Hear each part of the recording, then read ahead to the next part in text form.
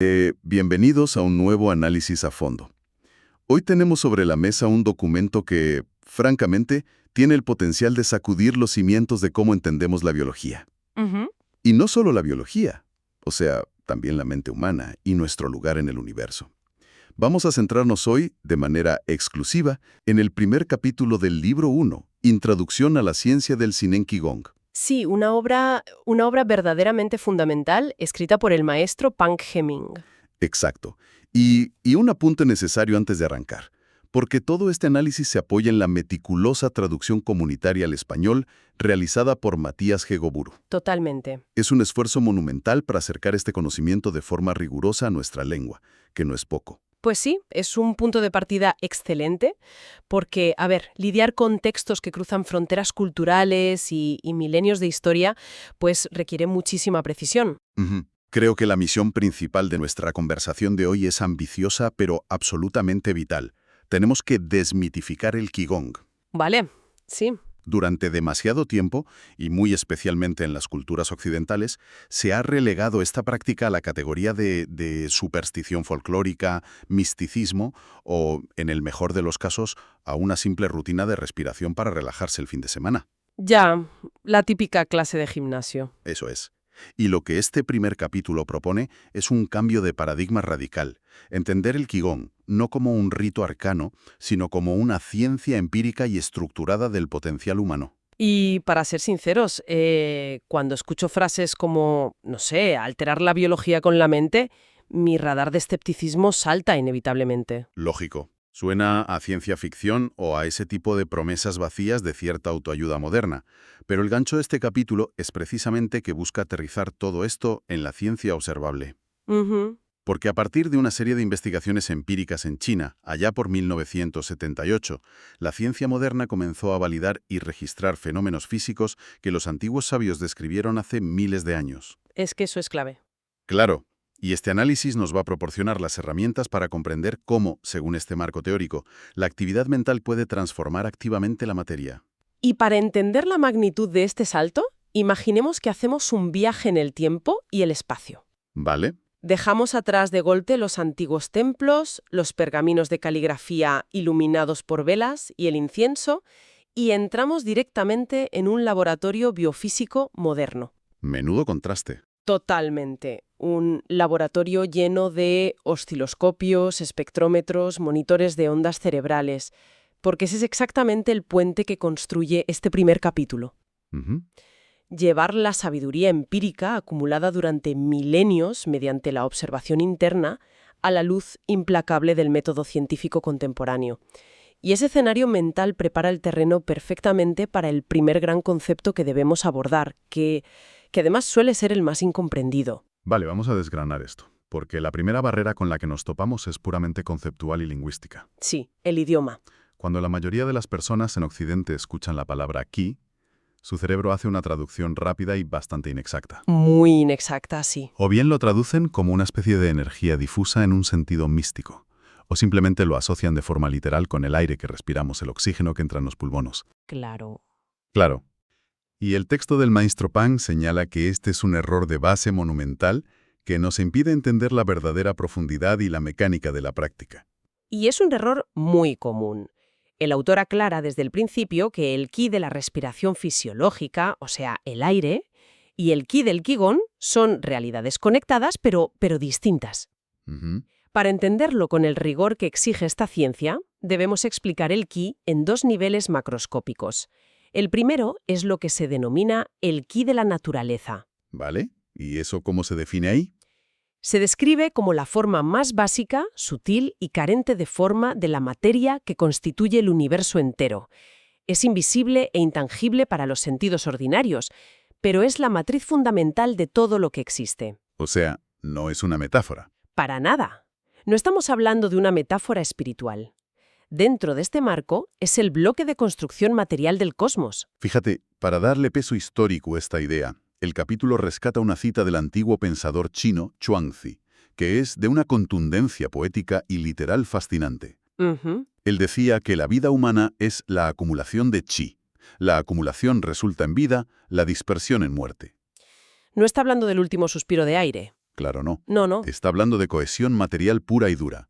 Y otro pensador clásico, Wang Chong, lo ilustraba con una analogía visual impecable. La del hielo, ¿verdad? Exacto. Decía que, así como el agua se condensa y se convierte en hielo, el chi se condensa y forma a los seres humanos. Somos, en este modelo, literalmente chi materializado. Lo que nos lleva de forma natural al segundo nivel, el chi en el cuerpo humano. Vale, Se define como una sustancia especial, igualmente invisible, que mantiene todas las actividades vitales normales de una persona. Es el sustrato dinámico de la vida. Pero lo que da sentido a toda la práctica del Qigong es la interacción constante entre ambos niveles. el intercambio. Exacto. Vivir es, por definición, un proceso dinámico, un intercambio incesante entre el propio chi humano y el inmenso océano de chi natural del universo. Ujú. Si el cuerpo humano absorbe y asimila con éxito el chi de la naturaleza para su propio funcionamiento, el resultado es la salud y la vitalidad. Claro. Si ese mecanismo de intercambio falla o se bloquea, pues aparece la enfermedad. A ver, detengámonos un segundo aquí. Toda esta estructura teórica suena a una filosofía de la naturaleza impecable, redonda. Sí, lo es. Pero volvamos al laboratorio moderno que mencionaste antes, porque una filosofía hermosa no convence a un biofísico. Desde luego que no. Si estamos hablando de que el chi es material y no solo una idea, ¿qué pasó empíricamente para demostrarlo? ¿Qué medían exactamente esos instrumentos a partir de 1978? Lo fascinante aquí es que esa es la pregunta clave que transformó todo. Hay un punto de inflexión brutal en 1978. La comunidad de trabajadores científicos y tecnológicos en China decidió someter estas prácticas a pruebas de laboratorio estrictas. Ujú. Empezaron a realizar experimentos sobre los efectos del ki externo emitido por practicantes avanzados de Qigong. ¿Vale? Y lo crucial aquí es que no estaban midiendo si el paciente se sentía más relajado o si bajaba su ritmo cardíaco, estaban dirigiendo ese ki externo hacia instrumentos de medición físicos, O sea, máquinas. máquinas puras y duras, detectores infrarrojos, espectrómetros y hacia muestras biológicas aisladas en placas de Petri. Madre mía. Y los resultados, que se replicaron en múltiples estudios, demostraron que este ki causaba cambios reales, medibles y cuantificables en la materia y en los instrumentos. Es decir, no estamos hablando de un efecto placebo en un ser humano sugestionable. No. Estamos hablando de alterar la estructura o el comportamiento de una muestra biológica a distancia, simplemente mediante la intención enfocada del practicante. Así es. Para los científicos estrictamente materialistas que revisaron estos datos, esto demostró de forma convincente que el ki existe objetivamente. Ujú. Tiene propiedades materiales. No es una creencia religiosa ni un constructo psicológico. Es una forma de materia básica que la ciencia contemporánea todavía no ha logrado tipificar ni encajar del todo en el modelo estándar de la física. Claro. Pero sus efectos cinéticos y biológicos son innegables. Y establecer esta materialidad objetiva del chi es, sin duda, la piedra angular sobre la que se edifica toda la ciencia del Shinen Qigong.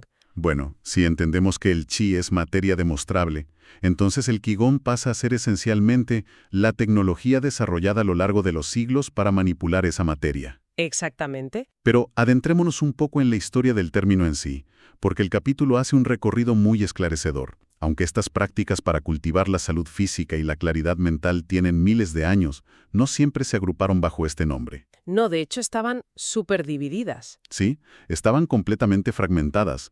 Las distintas corrientes de pensamiento le daban su propia nomenclatura según sus objetivos. Ujú. Los confucianos, más enfocados en la ética social, hablaban de cultivo personal o conservar el corazón. Claro. Los taoístas, que buscaban la longevidad, lo llamaban elixir interno o práctica de quietud. Y los budistas se referían a ello como meditación zen o detención y observación. Es una evolución fragmentada pero fascinante. A pesar de esa inmensa riqueza histórica y de la variedad de métodos, la palabra exacta Qigong no aparece hasta mucho más tarde. ¿Sí? Concretamente en un texto de la dinastía Jin. Sin embargo, tras esa primera aparición, el término quedó prácticamente en el olvido o, en el mejor de los casos, relegado a círculos muy cerrados y esotéricos durante siglos. Ya. A menudo mezclándose y confundiéndose con el entrenamiento de artes marciales dentro de los templos. Vamos, que no existía un consenso. Aquí es donde se pone realmente interesante. El giro hacia la modernidad ocurre, sorprendentemente, en la historia muy reciente. Sí, casi ayer. Claro. El capítulo detalla que el término Qigong no saltó a la cultura popular ni se estandarizó hasta la década de los años 50 del siglo XX. Fue un hombre llamado Liu Weiheng quien, tras recopilar y resumir sus propias prácticas clínicas, oficializó el término como un método terapéutico de Qigong. Ujú. A partir de ese momento, se abrieron sanatorios y clínicas en China utilizándolo formalmente, y la palabra se convirtió en el gran paraguas moderno que abarca todas estas tradiciones dispares. Pero el maestro Pan Hemming da un paso crucial más allá de la simple estandarización histórica. Para que el Shinen Qigong se sostenga como ciencia, el primer capítulo disecciona y establece una definición contemporánea y técnica de lo que es realmente el Qigong. Vale. Esta definición descarta por completo la idea superficial de que se trata simplemente de mover el cuerpo lentamente o hacer gimnasia respiratoria. Claro, no es solo mover los brazos. Para nada. Lo define de forma estricta como una práctica basada en una visión holística de la vida, llevada a cabo mediante el uso activo, consciente y enfocado de la actividad mental. Ujú. Y el término clave que utiliza es la conciencia introvertida. Ese es el verdadero motor. Esto plantea una pregunta importante, porque cualquiera podría razonar, bueno, si alguien sale a correr una maratón o levanta pesas en un gimnasio, también está mejorando su biología, fortaleciendo sus músculos y su sistema cardiovascular mediante un esfuerzo constante. ¿Cierto? ¿Qué separa entonces la tecnología biológica del Qigong de un simple deporte intenso? La diferencia fundamental reside en ese concepto que mencionabas, la dirección en la que opera la mente. Vale. Para entender la conciencia introvertida, pensemos en la mente humana como si fuera un teléfono móvil de última generación. Me gusta esa analogía. En el estado mental de una persona común durante su día a día, el teléfono tiene el Bluetooth buscando dispositivos constantemente, el Wi-Fi abierto rastreando redes, el brillo al máximo y decenas de aplicaciones enviando notificaciones. Vamos, quemando baterías sin parar. Exacto. La batería, que es nuestra atención, se gasta y se proyecta implacablemente hacia el exterior, rebotando entre distracciones, problemas laborales y estímulos visuales. La mente está, por así decirlo, derramándose hacia afuera. Una dispersión total de los recursos cognitivos. Exactamente. La práctica del Qigong, mediante la conciencia introvertida, equivale a poner ese teléfono en modo avión. Cierras temporalmente esa fuga masiva de energía hacia el exterior. Ujú. Pero no lo apagas. Utilizas toda esa batería ahorrada, toda esa capacidad de procesamiento, para actualizar y optimizar el sistema operativo interno.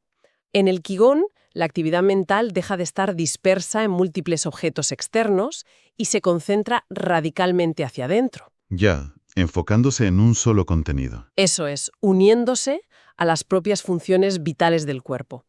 Es un proceso donde se transforman las reacciones e instintos naturales ciegos en una gestión consciente e inteligente de la propia biología. Oye, esa analogía del modo avión clarifica muchísimo las cosas. No es el cuerpo físico liderando a la mente mediante el esfuerzo muscular, es la mente liderando y reprogramando la biología desde dentro. Exacto. Ahora, dada esta profunda base, el texto hace un esfuerzo por categorizar las distintas escuelas que sobrevivieron al paso de los siglos.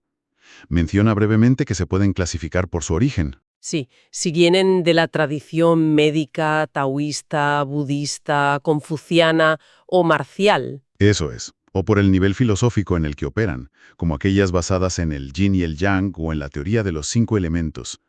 Pero hay una clasificación en el capítulo que marca un antes y un después en cómo el ser humano moderno puede acercarse a esto. ¿Te refieres a la profunda diferencia entre los sistemas de práctica cerrados y los sistemas de tipo abierto? Justo esa. El capítulo establece explícitamente que el Jinen Qigong pertenece al Qigong de tipo abierto. Para poner esto en su contexto histórico, las prácticas antiguas, más esotéricas, a menudo exigían un entorno de sistema cerrado. Ujú. Piensa en el clásico arquetipo del sabio que se retira a meditar a una cueva remota en las montañas, o el monje en un templo de acceso restringido. La meta metodológica allí era cerrar la energía propia, sellando los sentidos visuales y auditivos para evitar a toda costa que el caos del mundo exterior perturbara el delicado cultivo del chi interno. Básicamente, aislar la placa de Petri para no contaminar el experimento espiritual. Tal cual. Entonces, ¿qué significa todo esto? ¿Por qué cambiar métodos milenarios? Si aislarse en la montaña funcionaba y produjo grandes maestros a lo largo de la historia, ¿por qué forzar una innovación por un sistema abierto? Porque el contexto lo cambió todo.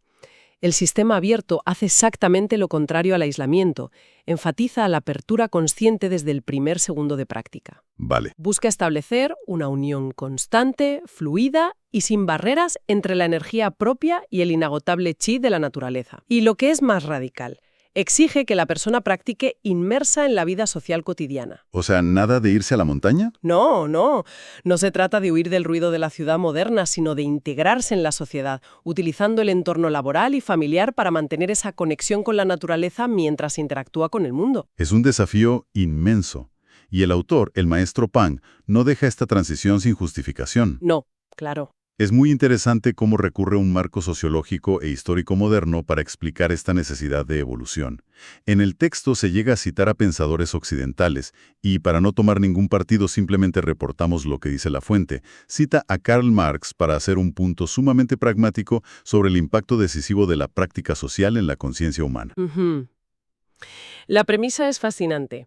Si observamos esto desde una perspectiva estrictamente biológica, nuestros órganos, nuestros sistemas nerviosos y nuestros genes son esencialmente los mismos que los de un ser humano de hace 2000 años. La maquinaria física no ha cambiado. La maquinaria física es idéntica en efecto, pero el ecosistema de información y estímulos en el que esa maquinaria debe operar se ha vuelto irreconocible. Totalmente. La sociedad, la estructura laboral y todo nuestro entorno material y espiritual han mutado de una manera drástica e irreversible.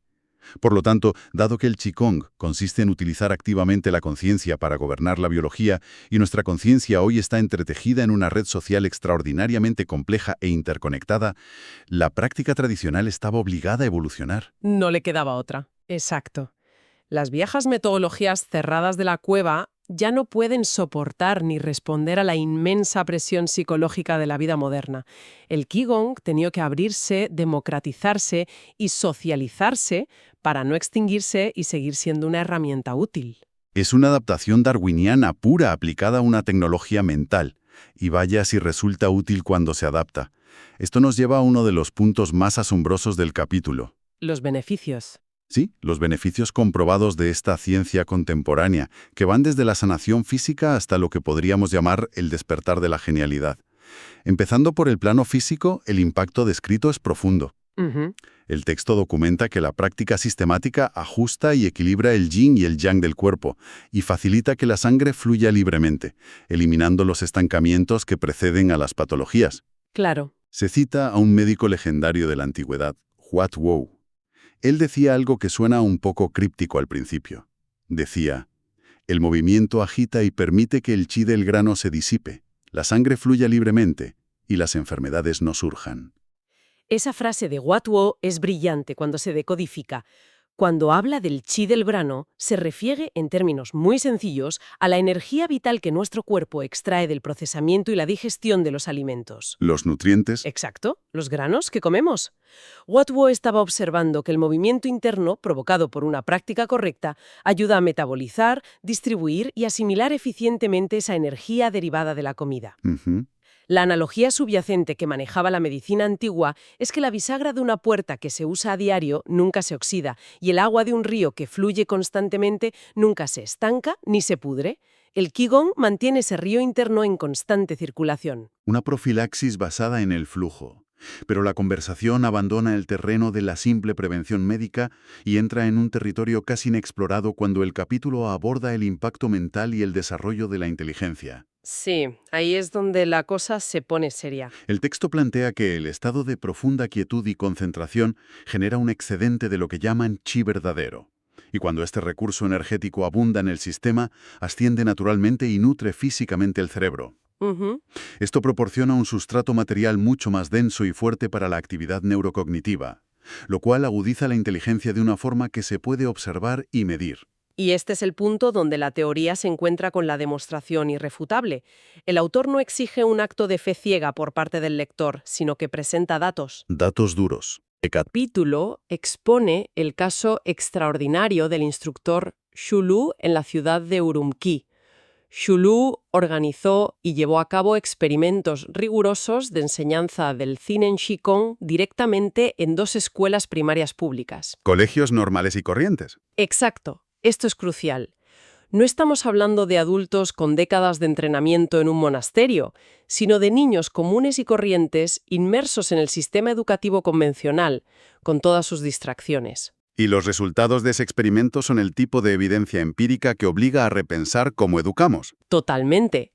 Tras un periodo de práctica estructurada de tan solo 3 a 6 meses, un tiempo increíblemente corto en términos de desarrollo neurológico, se documentaron 2 fenómenos sorprendentes. ¿Cuáles? En primer lugar, los profesores registraron cambios masivos en el rendimiento académico general de los estudiantes.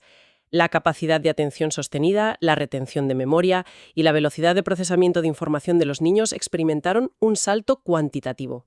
Increíble. Pero lo verdaderamente revolucionario, lo que calla a los críticos, es que se realizaron electroencefalogramas a estos estudiantes. Hagamos una pausa para subrayar esto. ¿Qué es lo que mide realmente un electroencefalograma en un contexto así y por qué es tan importante? Un electroencefalograma mide la actividad eléctrica del cerebro en tiempo real. Un cerebro disperso, ansioso o estresado muestra patrones de ondas irregulares, asíncronos, como una orquesta donde cada músico toca un ritmo distinto.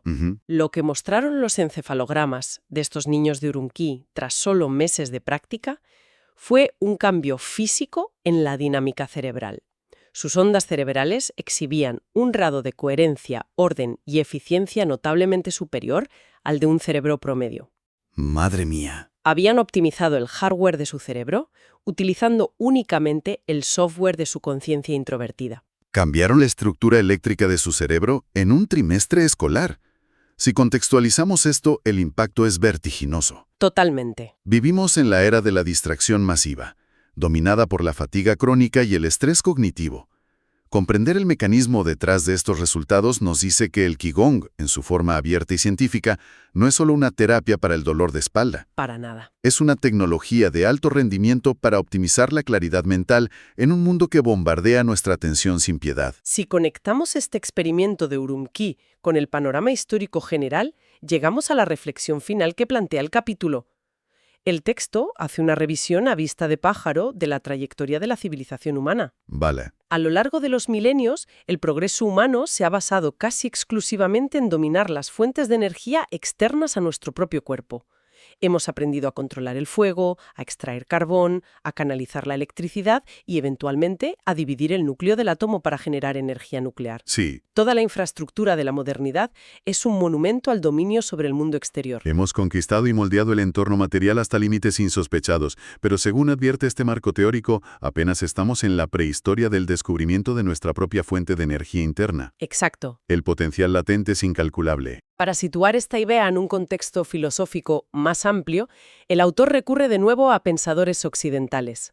Y de nuevo, solo para ilustrar los conceptos de la obra original. Menciona una reflexión de Friedrich Engels. En un intento de unificar la visión del mundo natural, Engels argumentaba que el movimiento de la materia no se limita a desplazamientos mecánicos básicos en el espacio, sino que evoluciona hacia estados más complejos que incluyen el calor, la luz, las reacciones químicas y, en su cúspide, la vida y la conciencia misma. Esa cita es clave, porque despoja la mente de cualquier misticismo etéreo. Sitúa a la conciencia biológica no como algo separado del universo físico, sino como la forma más sofisticada, refinada y elevada en la que la materia se expresa y se mueve. Y esa es la brillante conclusión que cierra el análisis de este primer capítulo del Maestro Pan. La tesis es que si la humanidad aplica el mismo rigor científico que usó para dominar la electricidad o el átomo, para movilizar y desarrollar a gran escala nuestras fuentes de energía internas, el chi, se producirá un salto evolutivo sin precedentes. Este dominio interno otorgará a la humanidad un nivel de autonomía, salud y resiliencia frente a los embates de la naturaleza y las enfermedades muy superior al que tenemos hoy. Claro. Se está allanando el camino teórico y práctico para el nacimiento de una civilización que operará en un nivel de madurez inconmensurablemente más avanzado. Una civilización donde el ser humano finalmente deja de ser un rehén de sus propios automatismos. Eso es. Donde pasa de estar atado, condicionado y dominado por sus instintos biológicos de supervivencia y sus reacciones al entorno, a gobernar activamente lo que el texto denomina de forma muy bella y precisa el reino libre de la conciencia. Es el gran salto desde la mera supervivencia reactiva hacia la maestría absoluta de la propia experiencia vital. Es el paso definitivo del reino de la necesidad biológica, ciega y limitante, al reino de la verdadera libertad humana. Y, en resumen, ese es el verdadero objetivo subyacente de desmitificar estas prácticas milenarias y establecer el Jinden Chikugon como una ciencia moderna y estructurada. Ha sido una inmersión en el conocimiento increíblemente densa y llena de implicaciones que desafían nuestra visión cotidiana del mundo. Desde luego. Para cerrar esta sesión, vamos a recapitular rápidamente los grandes pilares que hemos extraído exclusivamente de este primer capítulo. Primero, hemos derribado el mito folclórico del chi, entendiéndolo, a partir de evidencias de laboratorio desde 1978, como una realidad material y objetiva, que interactúa constantemente con nuestra biología. Segundo, trazamos cómo las prácticas fragmentadas del pasado confluyeron y evolucionaron hasta llegar a una definición estricta. El Qigong como una ciencia basada en el despliegue voluntario de la conciencia introvertida. Exacto. Y analizamos la brillante adaptación sociológica que representa el sistema abierto, permitiendo que esta práctica sobreviva y florezca en medio del ajetreo de la sociedad contemporánea, en lugar de languidecer en el aislamiento. Y finalmente aterrizamos la teoría revisando los asombrosos resultados empíricos que promete esta ciencia. Desde la sanación física descrita por médicos de la antigüedad hasta la demostración contemporánea en Urumqi de que la inteligencia y la estructura eléctrica del cerebro pueden potenciarse en cuestión de meses. Es literalmente un manual de instrucciones para nuestra propia evolución. Un manual que nos invita a imaginar un futuro donde el ser humano logre el dominio de su propia energía interna con la misma precisión matemática con la que hoy enviamos sondas al espacio exterior.